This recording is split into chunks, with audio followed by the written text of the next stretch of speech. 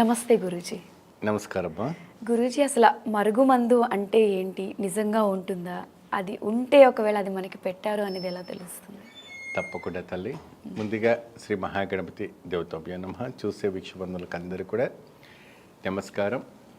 అందరూ బాగుండాలి, అందరూ క్షేమంగా ఉండాలి, ఎటువంటి వశీకరణకి మరుగుమందుకి బలి కాకుండా అష్టైశ్వర్యతో సంతోషంగా పిల్లల పాపలతో ఉండాలి. సో ఈ మధ్య కాలంలో ఇవి చాలా అరుదుగా అయిపోయింది. అవును.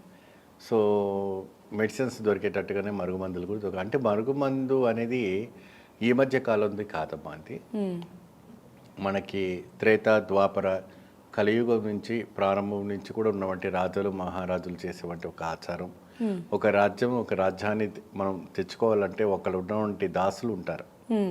వాళ్ళు ఏం చేసేవాళ్ళు అంటే రాజుకి మరమ్మత్తు రాసి ఆస్తులన్నీ రాసుకోవడం చేసుకోవడం, ఆ రాజ్యం వదిలిపెట్టిపోవటం అటువంటివన్నీ కూడా నేను అంటే ఉదాహరణకు మనం శకునినే చూసుకోవచ్చు.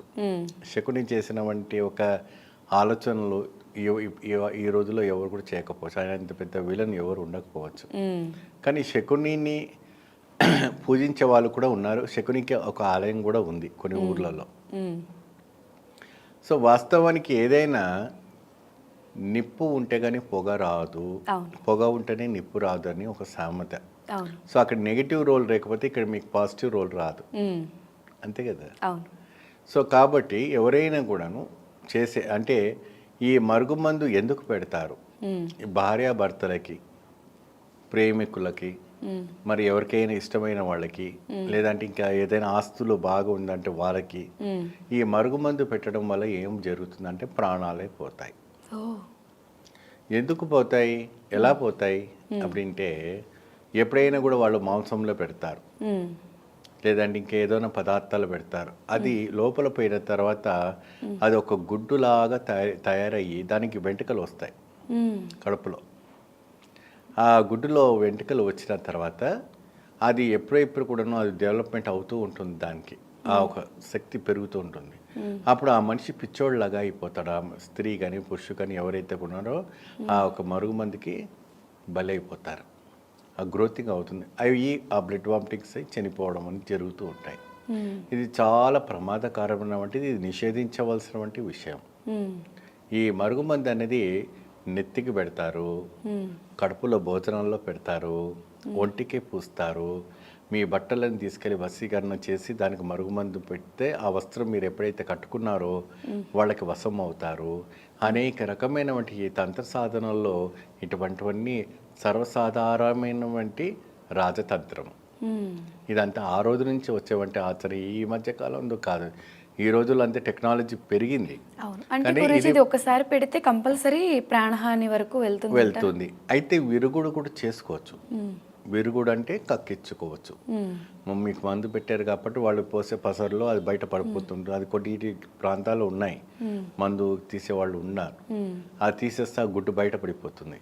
దానికి అన్ని వెంట్రుకలు వచ్చేసి ఉంటాయి. ఆ వెంట్రుకలు ఒక రకమైన ఒక బ్యాడ్ స్మెల్తో బయట పడుతుంటుంది. అది మీరు కానీ వినిగా దాన్ని వినరు, చూడలేరు, ఆ శ్వాస కూడా చూడలేరు, అంతటి భయంకరంగా ఉంటుంది. సో ఈ రకంగా ఈ యొక్క శుద్ర ఆలోచనతో చేసేవాళ్ళు చాలామంది మనుషులు మన చుట్టూ నవ్వుతూ తిరుగుతూ ఉంటూ ఉంటారు. చాలా జాగ్రత్తగా ఉండాలి, చాలా జాగ్రత్త వహించవలసి వచ్చిన వంటి విషయం ఇది.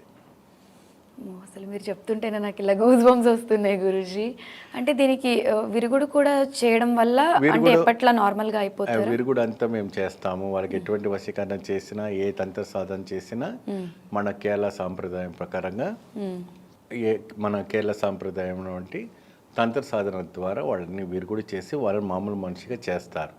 ఇక్కడ ఈ ఒక దానికి 3 శక్తులు చాలా అవసరం. 3 శక్తులను పూజ చేస్తారు. ఒక శక్తి కాళి, రెండవ శక్తి చోటానికర్ భగవతి, మూడవ శక్తి వచ్చేసి విష్ణుమాయ టెంపుల్ తిరుచిలో ఉంటుంది, త్రిశూర్లో. ఇది తాంత్రిక, మాంత్రిక, యంత్ర, మంత్ర, యక్షిణి, మాయ మరి చేతబడి, భానుమతి ప్రయోగాలకు అతీతమైనటువంటి దేవత ఎవరంటే విష్ణుమాయ. ఈ విష్ణుమాయ వచ్చేసి దున్నపోతు పైన కూర్చొని ఉంటారు. ఈయన అన్ని సాధారణంగా ఈ విష్ణు పడవ మీద ఉంటారు, కానీ ఇక్కడ విష్ణుమాయ టెంపుల్ ఏంటంటే దునపోతు ఆకృతితో ఉంటారు. ఇక్కడ ఆయనకి విభిన్నమైనటువంటి నైవేద్యాలు పెడుతుంటారు. విభిన్నంగా అంటే ఇప్పుడు శైవంగా పెట్టేది కాదు, మద్యపానీయము చేపలు అవి నైవేద్యం పెట్టి పూజలు చేస్తారు ఇక్కడ విష్ణుమాయ టెంపుల్లో. అదే విధంగా కాళీ, కలకత్తాలో కాళీ, మరి ఎర్నాకుళంలో ఉన్నటువంటి చోటానికర్ భగవతి, భూత పేత పిశాచ యక్షిణి కింగర చేతబళ్ళ బాణమతి ప్రయోగం ఎటువంటి అయినా కూడా ఆవిడ గారిని మీరు ఆలయంలో మీరు ప్రవేశించారంటే ప్రతి వాళ్ళకు దయ్యం పట్టిన వాళ్ళందరూ ఆడుతూ ఉంటారు అక్కడ. వందల మంది ఉంటారట, జడలన్నీ విడబోసుకొని ఇట్లా నెత్తులు కొట్టుకొని రక్తాలు కారుతూ ఉంటాయి. అమ్మవారు కొట్టి తీసేస్తూ ఉంటుందట, వెళ్ళిపో అనేసి. ఆటోమేటిక్గా అక్కడ 3 రోజులు 4 రోజులు 40 రోజులు అలా పెట్టేసి అలా ఉంచేస్తుంటారు, కాళ్ళకు గొలుసులు కట్టేసి. ఈ వీళ్ళంటే ఏంటంటే ఈ దేవతలకు అందరూ కూడా ఈ ఏదైతే యక్షిని సాధన, ఈ మరుగుమందు చేసే వాళ్ళకందరికీ అతీతమైన వంటి దేవతలు వీళ్ళు. కాబట్టి దీనికి తంత్ర సాధనతో వీరు కూడా ఉంది. వాళ్ళని సేవ్ చేయవచ్చు.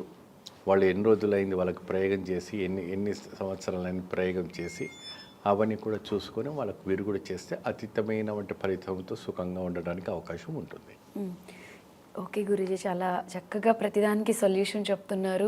ఆడియన్స్లో ఇటువంటి ప్రాబ్లమ్స్ కానీ డౌట్స్ కానీ ఎవరికైనా ఉన్నట్లయితే కూడా గురువుగారి నంబర్ కింద స్క్రీన్ పైన స్క్రోల్ అవుతూ ఉంటుంది, ఆయనతో మాట్లాడి మరింత సమాచారాన్ని మీరు తెలుసుకోవచ్చు. ధన్యవాదాలు గురూజీ. నమస్కారం.